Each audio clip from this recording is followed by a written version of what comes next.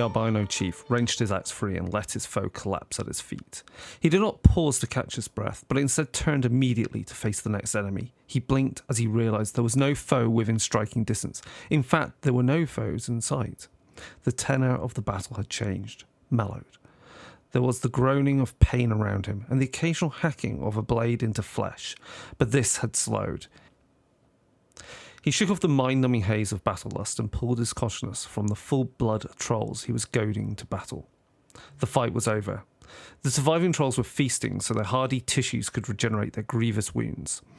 There were corpses enough to glut and keep them torpid. Despite their remarkable endurance, several were slain, including his best spear-throwing impaler, Vok, a troll who had been in his service for almost 20 years. Madrak did not grieve for trolls, but regretted any reduction in their strength, particularly the loss of such well-trained assets. Madrak Ironhide felt no triumph in victory. Its cost was too high. The blood-saturated ground was churned to mud by the boots of clashing warriors. Corpses and their dismembered limbs littered the scrub plain, along with the tattered scraps of banners, splintered standards, broken and bloodied weapons, and other detritus of war. He looked down at the most recent kill. The strange armoured invaders from across the eastern sands were tall but slender. He no longer inspected them with the same curiosity as a few weeks earlier, when the novelty had yet to wear thin. Now they were nothing but another threat to his people and his family, his kith. This last battle had been brutal. He hoped making it costly to take this ground would deter them, but it had only prompted them to regroup and come again harder. One of his steadfast allies saw him and approached and nodded respectfully. This was Hawthorne, a powerfully muscled trollkin of the northern Thornwood, bearing the ornamented arm guard identifying him as a chief of his own creole. He deferred to Ironhide and had fought along him in many fights, accepting orders without complaint. "The day is ours, chieftain." The two of them walked among the bodies, helping any trollkin who showed some semblance of life. Madrak gave a skin of water to a badly mangled shaman, whose ribs pierced through the skin of her crushed side. Any still alive now would recover. Missing limbs, gouged eyes, or maiming, which would permanently cripple a human, were all recoverable with time and food. It was the troll's blood flowing in all of their veins. Dunia's gift. Too many would not rise. It pained Madrak to see familiar faces as lifeless meat with the animating spark stripped away. They are not the people to waste in this scrubland on the fringes of the Bloodstone Marches 100 miles east of their forest birthplace. This was their adopted home, and they would defend it. Pockrell, another chief who fought alongside Madrak, now as a champion, also joined them. Earlier in the fight, the rampaging charge of a four-armed beast had separated them. Pockrell was examining this latest horror from the scorn. "Even in the darkest Thornwood, there is nothing as strange as this." Madrak was in no mood to speculate. "Have your people scavenge whatever weapons and armour they can, but do not linger. We must get back to the villages. There is metal here we can use. Load up the trolls with as much as they can carry." One of the great brutes looked up. The massive 10-foot axer used his weighty cleaver to carve off a haunch of the four-armed creature and gnawed the meat with enthusiasm. He held the chunk toward Madrak with a fanged grin, as if showing a treasure. The display lightened Madrak's mood. The troll named Bronn was not smart, but he was fierce and loyal in battle. Madrak spoke to Pockrell, who seemed reluctant to make haste. "We must regroup. If they attack again, we will not survive." Pockrell did not take graciously to commands, but he passed this down to one of his subordinates. He seemed eager to stay near Madrak, who suspected he wanted to argue. Pockrell was a seasoned fighter and a chief of the Creole close to Corvus, but he was prone to sulking when Madrak ignored his advice. Today, Madrak was weary and eager to return to his mate, who was even now working to reinforce the stonework bulwarks, shielding the eastern approach to their villages. He would argue with Pockrell another time. And that is the introduction to Cutting the Strings.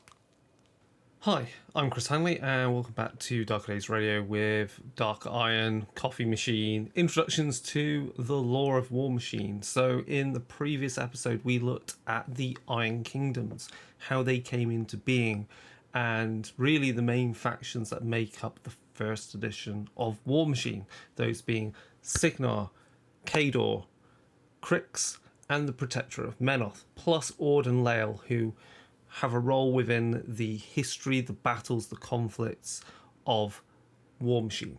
So now we're going to look at the other half of Warmachine, and I've just done. You'll just listen to the introductory story, at least part of it, called "Cutting the Strings," set in 606 AR, which comes from Hordes Primal. So this is the core book for Hordes, first edition. So this uses the same rules as Warmachine did in first edition, but it introduced Fury, Focus, War Beast, Animus, all that stuff, and was considered a separate, but a sister product. So same core system, could be played self-contained, but was compatible with Warmachine. Obviously now that distinction is completely gone, everything is just Warmachine. But we get introduced into this setting 4 new factions. So we've got the Trollkin, we've got the Circle Orboros, we've got the Scorn, and we've got the Legion of Everblight. Now, some of those names we've already heard thanks to the introduction to the Iron Kingdoms I did in the last episode. So let's get into it with a little bit of the prehistory of the Iron Kingdoms and the world of Imoran. So in the beginning, before even Menoth touched the world, we have 2 creator nature gods, as they creator and sort of destruction. So you've got Dunya, the first to emerge from the endless chaos. So she is the mother goddess of Cain, of the world, and of everything we know of the Iron Kingdoms, and is a creator god. Creates the sun, creates the moons. There are 3 moons around the world of Cain. There is Calder, Laris, and Artis. So a little bit more different to that other world that has 2 weird moons. And so she creates things, she creates life, allows it to multiply, and fills the world with growth and energy. Then after her, she gave birth to another creature, who is known as the Devourer Worm. So this is a more bestial entity, still a god, and manifests all the destructive, ravenous elements of nature, and is a destroyer, and a predator. And of course, for there to be new growth, there has to be destruction. So Duanya knew there had to be kind of a mirror to her. So that is our 2 creator gods, and they tie in with our factions in Hordes, the wilderness factions of Warmachine, quite well. Now, she saw that the Devourer was running rampant, out of control, and she didn't have the power within her with her nature, to bring the Devourer Worm under control. And so that's why she then had another child, who would be Menoth, the creator of mankind, the creator of civilization, of order. So is a mediator between Duanya and the Devourer Worm.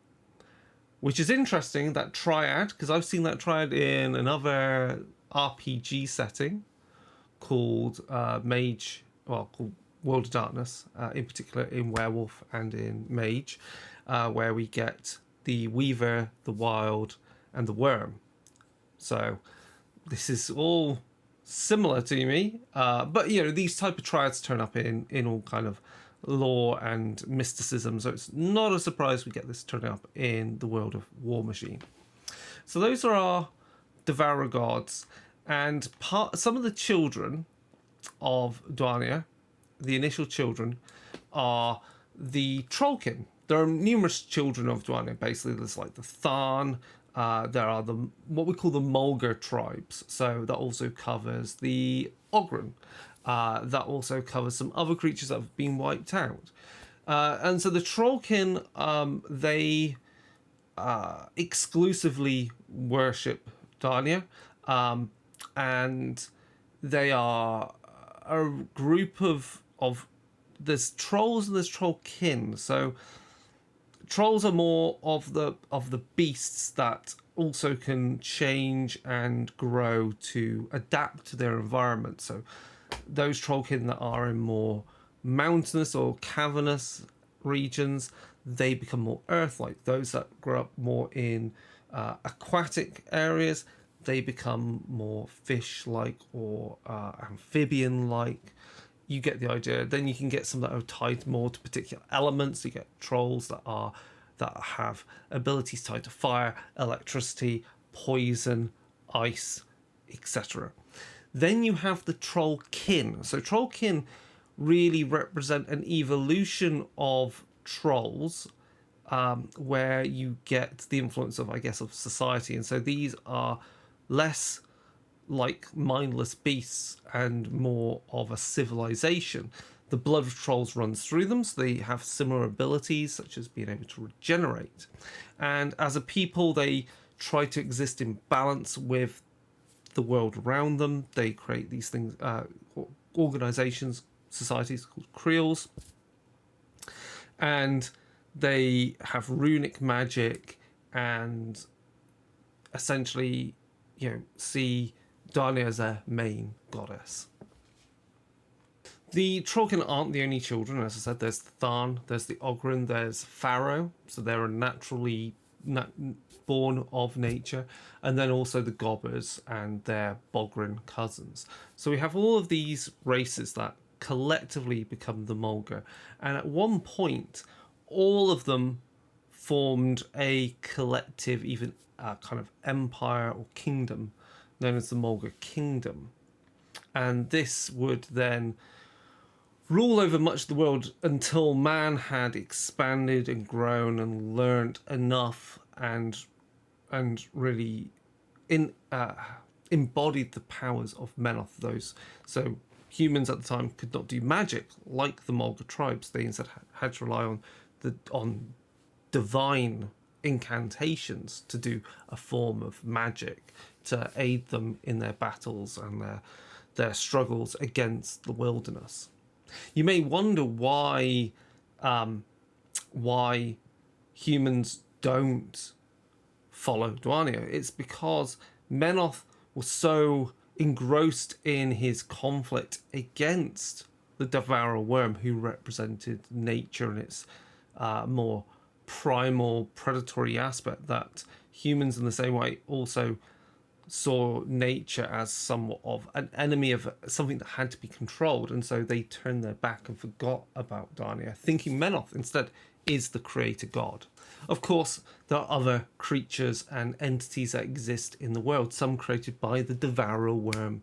So the Trollkin are actually come from the Mountain Kings, the largest of the trolls, and those were born from the union of Dwania and the Devourer Worm. The Devourer Worm also created other entities, one being Kosk, who then birthed the Gator Men. There was also the Bogtroks. They're kind of an aquatic kind of fishman type race. They have a god known as a Shiga, who is this cold-blooded creature born again from the Devourer Worm. So there are many gods in the world. There are also the elven gods. We haven't even got into the elves of Eos and the Nis and how their gods relate to the world.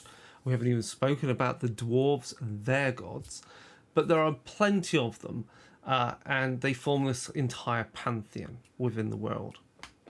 It's perhaps at this point it's worth noting that another entity of importance, we've mentioned Torok, the Dragon Father, and there's not really a god, though is god-like.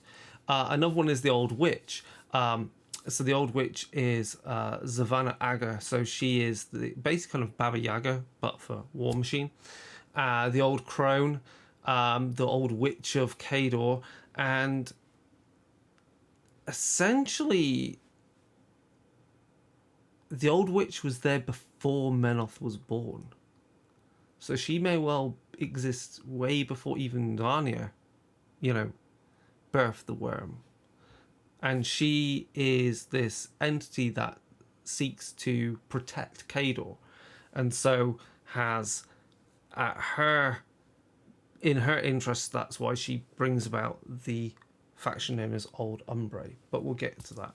Other primal gods, there's the Lord of the Feast, so that he's this emaciated being with large antlers, almost a bit very folk horror based, and there's an ancient entity of the Mulgar relating to the worm and to the Tharn, and is a shape, represents shape changing abilities. Another important entity as well, godlike, is Wormwood. This is the tree of fate. This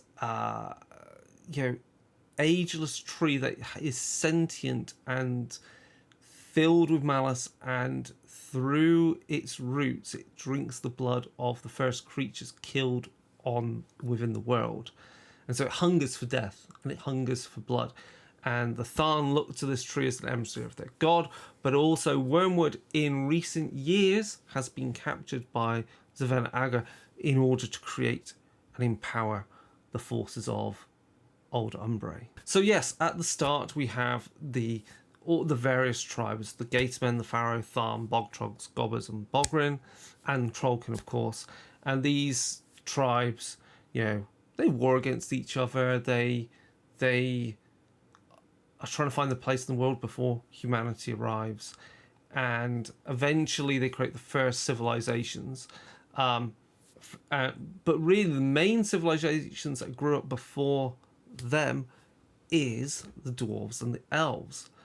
Even though the dwarves and elves enter the world after the other races created by Duania and the Devourer Worm, and after humans, the dwarves and elves are more skilled in order to and more willing to work as collectives to create civilizations and empires. So then we have these wilderness tribes, these wilderness people gathering together slowly to create the Mulgar, which is essentially an empire of these. Well, it's not really an empire, but it's a confederation of all these tribes. These tribes are formed of these wilderness people and also humans that worship the Devourer Worm.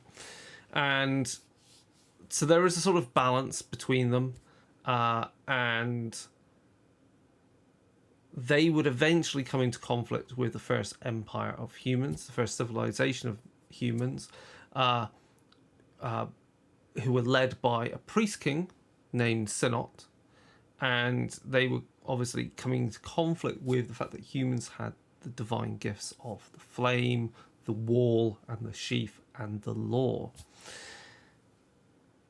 And interestingly, in this early period, we also get a schism amongst the Menites, which would lead to people leaving the worship of Menoth, and the kingdom of Maud was created.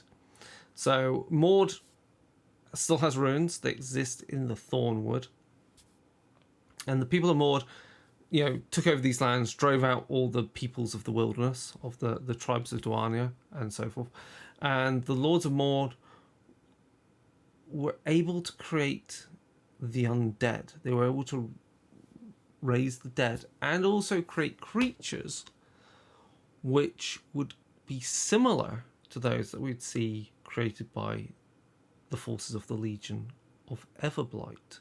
So this is suggestive that somewhere in all of this, the Kingdom of Maud is connected to the Legion of Everblight, and because of the nature of necromancy in there, to Lord Toruk of the Nightmare Empire of Crix.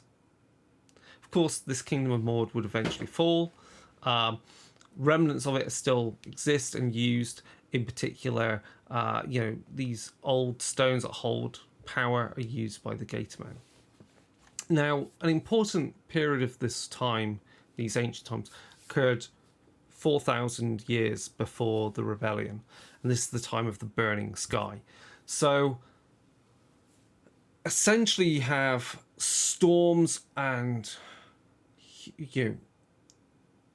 these firestorms and the earth shaking and lightning breaking the sky and lava spewing out. The world was attacked by some primal force that made the skies burn.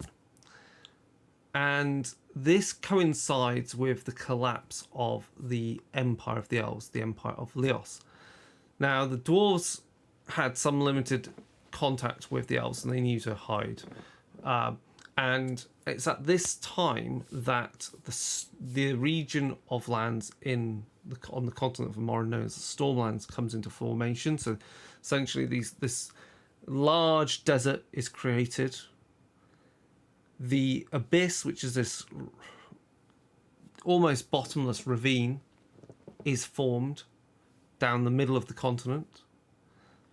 And at this time, even the humans and the Mulgar saw this as a sign of collapse, of end times occurring. Now, of course, driven by the need to find better lands to sustain their society, and by the events of the burning sky, the humans formed the kingdom of this Menite kingdom, travelled further into Western Morin, and there came into more contact with the Mulgar tribes, and so this conflict erupts. But the humans have a more innate nature to work together compared to all the various Mulgar tribes, and so they're able to push out the wilderness people and slaughter them in their thousands.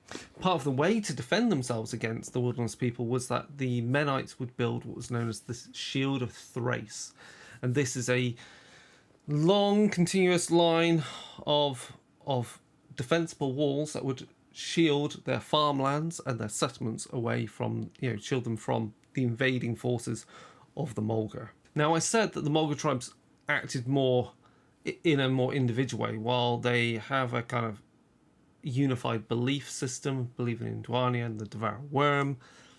They did not work, the tribes did not work together as a whole, and this was a problem if they wanted to repel the colonization of the Menites.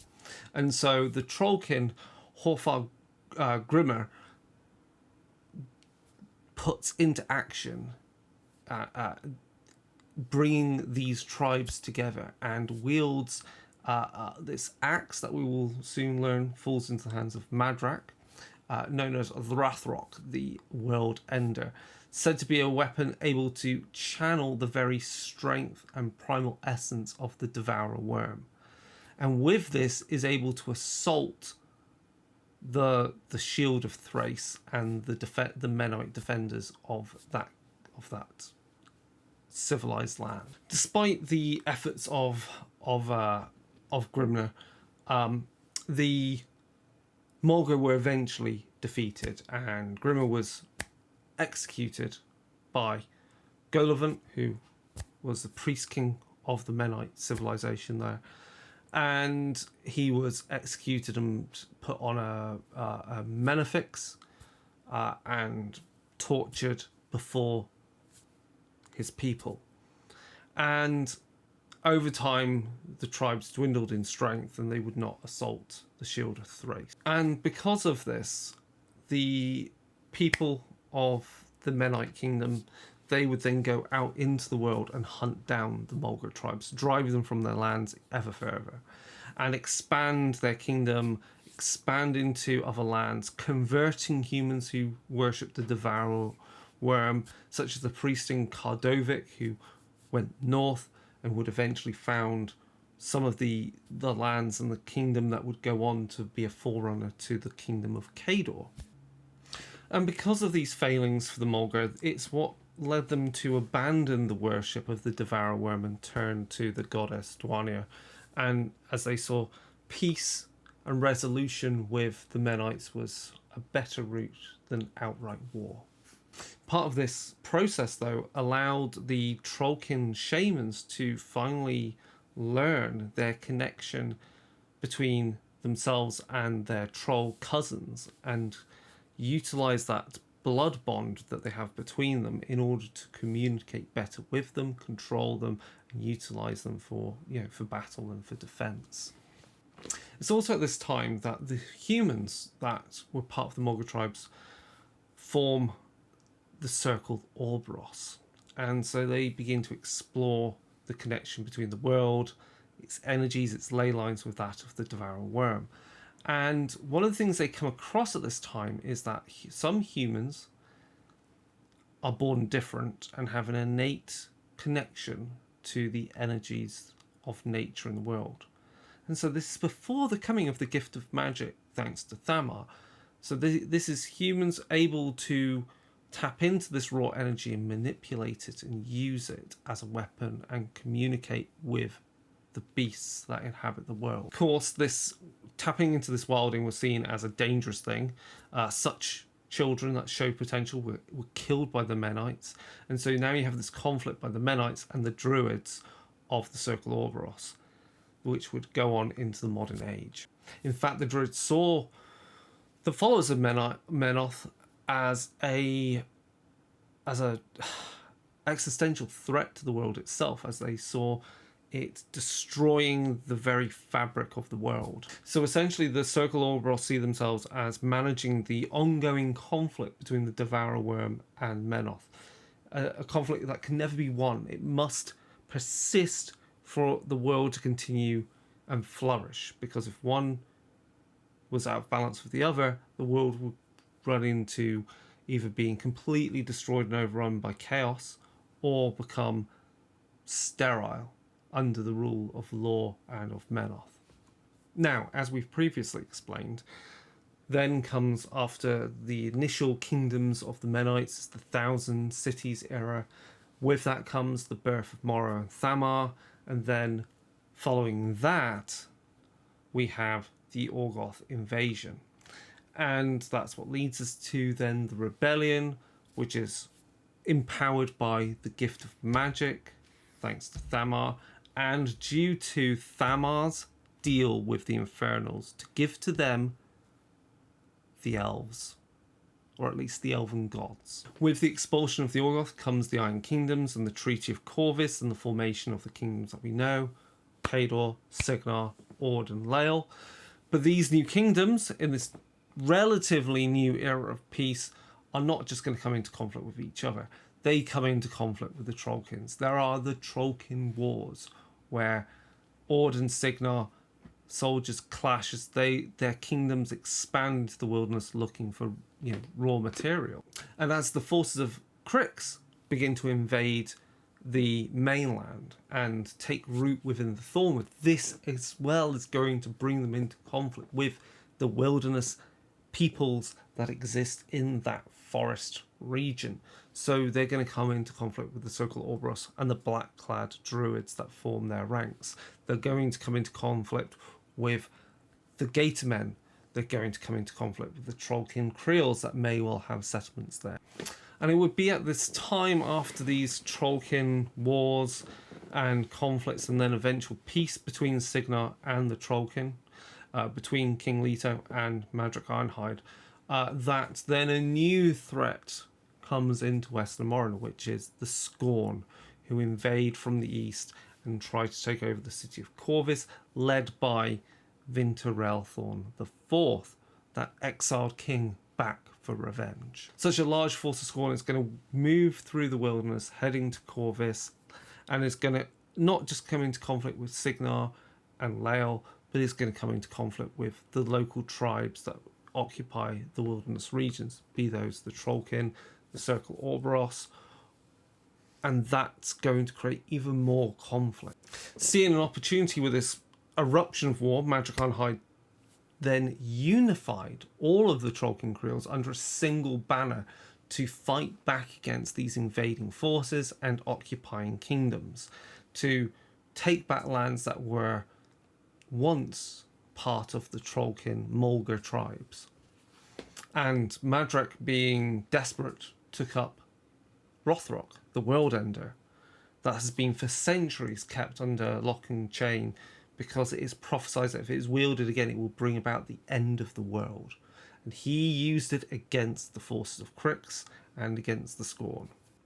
And effectively, that's where we're up to with the Trollkin and the Circle Orboros, as lands that were promised to the Trollkin by the Kingdom of Signar so they could settle within the wilderness regions of that kingdom were denied to them due to the war and the invasion of Lael, because refugees from Lael had been instead given those lands to occupy as they were refugees. So now we have conflicts erupting once more between Signar and the Trollkin, at which point then a new enemy emerges from the north, from the Shard Spires, and this is the Legion of Everblight.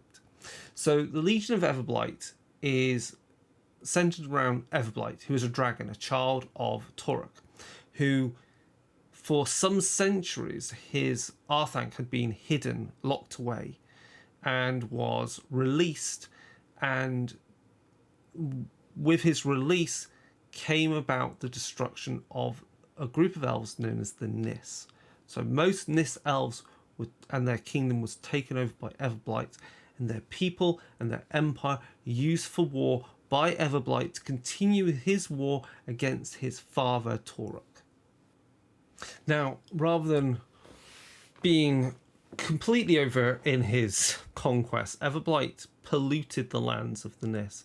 So having embodied, his Arthanc had been infused and embodied the Ogre known as Thagros, Everblight went about spreading his blood, his dragon's blight, into the wells and foods of the Nis, corrupting them at a fundamental level. And from them, and using the power of his Arthanc, that he would also cleave off pieces to put into other prophets, other warlocks, they were able to harvest bodies, people, the remains of monsters, to create their own monsters, new monsters, these dragon spawn. And the coming of Everblight presents another threat that Circle Orboros has recognized, for Everblight is a polluting, corruptive force on the world, much like Toruk is in his own way, with his own blight and with his own necromantic power. But Everblight is doing this in a much more primal way, rather than having a nightmare empire like his father. So only some of the Nis have survived this. They've fled into the Iron Kingdoms, namely Kador, and to the realm of Eos, where their cousins exist. And over time, Everblight has been successful in his conquest. He has destroyed and consumed the Arthanc of his brother, Pyromalfic, and therefore has grown in power, and mutated Thagros ever further as being being an embodiment of this dragon. This has brought also Everblight and his forces into conflict with Kador, as they're coming from the north, and into conflict with more of the Circle Orboros and the Trollkin Creels that live in the far north. And this has led, in particular, Kruger the Stormlord to make desperate, this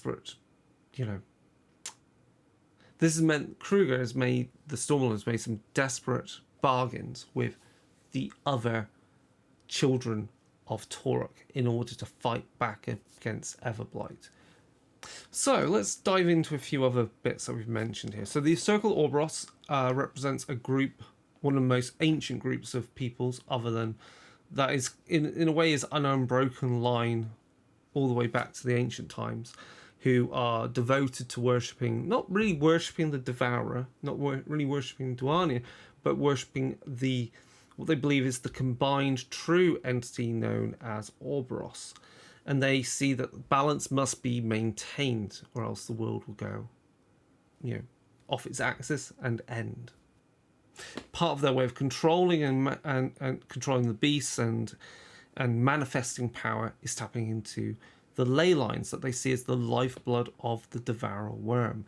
This tapping into the ley lines brings them into conflict with another faction we've also mentioned, which is the Cult of Cyrus, who also wish to rework the ley lines to bring into this world their goddess Cyrus. Using these ley lines and sites with standing stones, they're able to communicate across long distances and coordinate themselves, even though there are small enclaves compared to, say, the larger kingdoms of the Iron Kingdoms.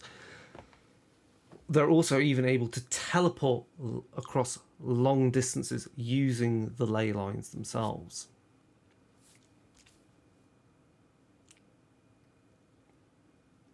The Blackclads aren't the only people that make up the Circle Orboros. They've tapped into and allied with other wilderness people, in particular the Tharn. The Blackclads, these druids, don't just tap into nature and control the beasts to do their bidding, to enable them to commit to war. They're also able to make use of the energies to create wolds. Wolds are these war beasts of a sort, but they are fabricated golems made of wood and stone that has been etched with all the appropriate rituals, rites, and incantations. So the final faction really to delve into a little bit more for this primer is the Scorn. So the Scorn are a race that comes from beyond the Bloodstone Desert and came across the Stormlands, crossing the Abyss. And their history has been, for the most part, defined by the rise and fall of the elves. So they see the time of the burning sky as an important part of their history. So before the burning time, the Scorn were more nomadic and predated upon the large empire of elves, the empire of Leos. With the burning times, which happened due to the actions of the elven gods, that kingdom fell, and the Scorn were able to rise to prominence in their own region of land to the far east of Imoran, and there begin the construction of an empire in the ruins of the elves.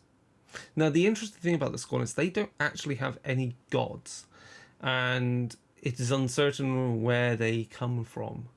And they have a belief system, philosophy that is around ancestor worship and rebirth. And this is how Vinter Railthorn, when he discovered them, was able to manipulate them to use them as an army in his attempt to take back Signar. He portrayed himself as one of their reborn heroes. So the Scorn are this nomadic people, as we've established. They're predating upon the elves, and this is thousands upon thousands of years before the time of the Orgoth and the Iron Kingdoms. And these ancestor worshipping peoples who live in a hard desert environment, eventually they are brought together and given direction by Voskun the Aesthetic. So he is a philosopher who began the study of the anatomy and of beasts and how they think, how they understand the world around them. And so from this, eventually you've got the Scorn understanding the link between the body, between pain, between the need for hunger, flesh, blood, all of these things. They understand it is all tied to an innate magic, which eventually will lead to the Scorn creating the magical form known as mortothurgy. Key to this, key to pain, key to all of these things is that through pain you connect with the spirit that is within you, that spark of the divine, which in some respects makes sense. The Scorn see themselves as having that spark of power within them, maybe, versus other races who they kind of look down upon for being so reliant on gods, whereas the Scorn don't have any gods. Now, part of their learning of mortothurgy and of pain and how it relates to the soul is that Voskun understood and discovered that when the Scorn died, their souls did not go to Urken, the afterlife, like other races would, like humans would. No, their souls went to the void, a place of endless torture and pain. And this is something which the Scorn fear, and so this is what the Scorn have a way of, worshipping ancestors and collecting their essence in stones, soul stones, to store them. It would be the fall of the elves and the burning times and the creation of the Stormlands that is why the nomadic people of the Scorn had to build cities.